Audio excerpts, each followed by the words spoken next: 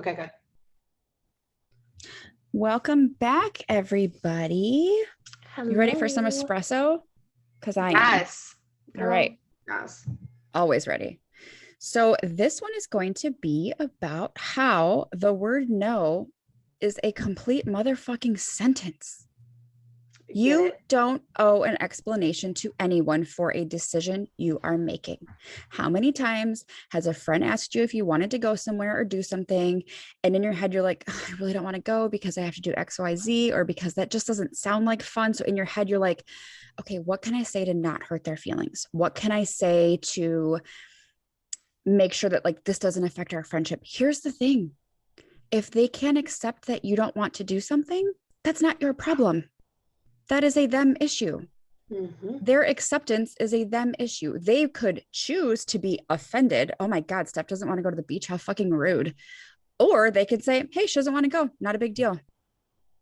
I mean, it really is that simple. So instead of going through a whole explanation of, no, because I have laundry or I have this or I have that, you could just be like, no, I'm good. Thanks, though. Point blank, period. End of the sentence. That is my favorite thing from The Power of Vulnerability that I was listening to. It was a book. Well, it's not really a book, but it's a talk by Brene Brown that was put into an audiobook version that I listened to off Audible.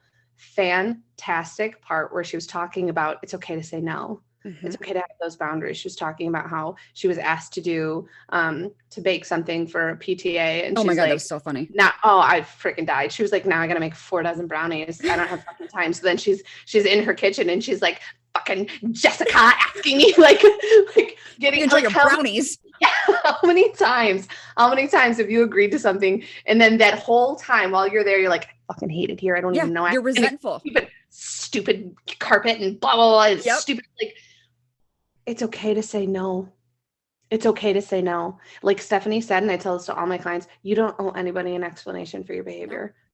Well, time out. Let me back up. That's not the correct statement. You don't owe anybody an explanation as to why you are saying no to something. You do owe an explanation for your behavior if you act like a fucking fool. So Yes. there's that. There's that. We got to talk about it. But here's the thing. We're not going to armor up in shame and be like, well, blah, blah, blah, blah. We're just going to say, hey, I didn't behave the best. Sorry. Yep. It's also okay to just be in that vulnerable moment and say, hey, sorry. And I mean it. You know, I didn't behave the best. I wasn't acting right. And I apologize for that. And let's move forward now. But again, when we're talking about no and talking about saying that, whether you're in a job situation or you're with a family member or whatever, it's okay to be like, I just don't care to talk about that right now. Mm-hmm. I'm just not there yet emotionally. I don't want to do that. No, thank you. Those are all perfectly good ways to answer somebody. Mm-hmm. There is no need for this explanation or going further into it. And if you just say no and you sit in that silence, and that silence is about, what did she say in The Power of Vulnerability? 8 seconds, I think. 8 seconds where it's that really intense, like icky, vulnerable feeling. And then it lessens. 8 seconds. 8 seconds. That's all you've got to do is sit there and say no. No, thank you. No, I don't want to do that. Keep me in mind for next time, whatever it may be, but no. And sit in silence for those 8 seconds and allow that emotion to wash over you, like how we've talked about before, riding the wave of emotion, knowing that there is a start, a crest, a peak, and then that fall. Mm-hmm. Know that that feeling will go away. It's not forever. 8 seconds. You can do anything for 8 seconds. I think this goes hand in hand with the last episode too, about like putting yourself first, right? A lot of times when we say no, it is to put ourselves first, and that's okay. That's perfectly acceptable and appropriate.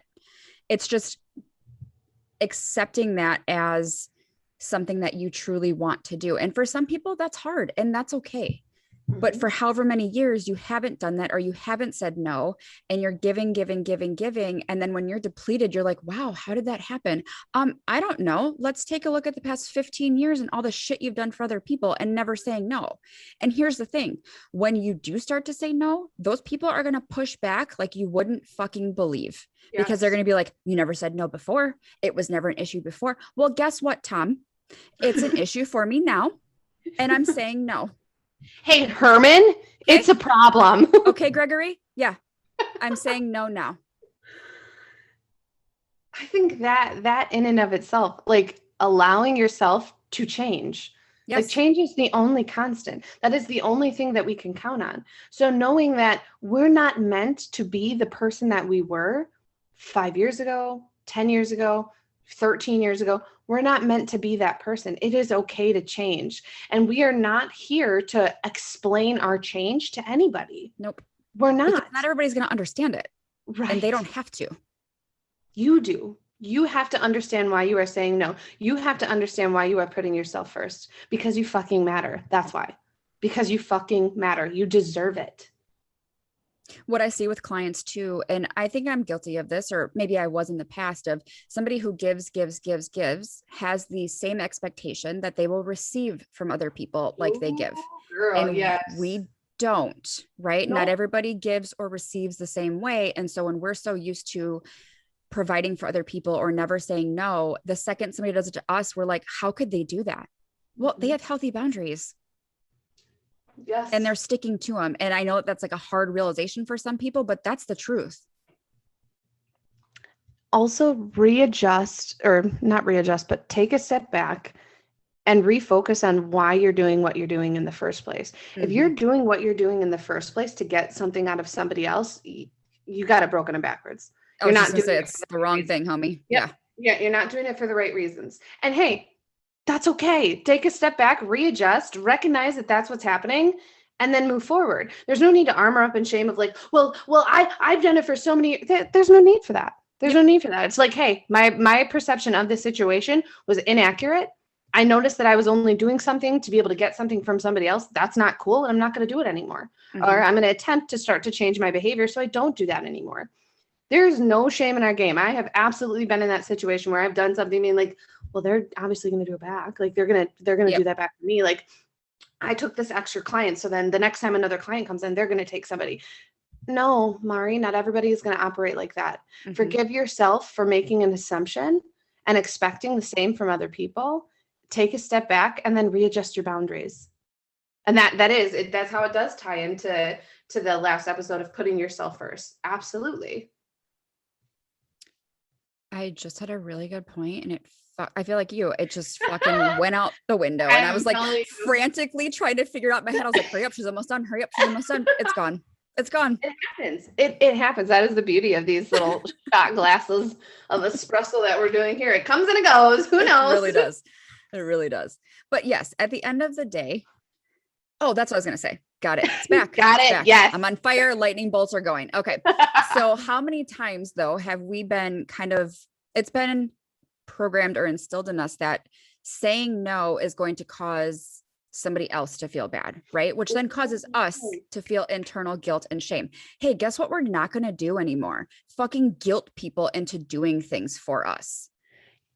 I have the most beautiful sentence from that podcast that I was talking about last time, podcast on boundaries.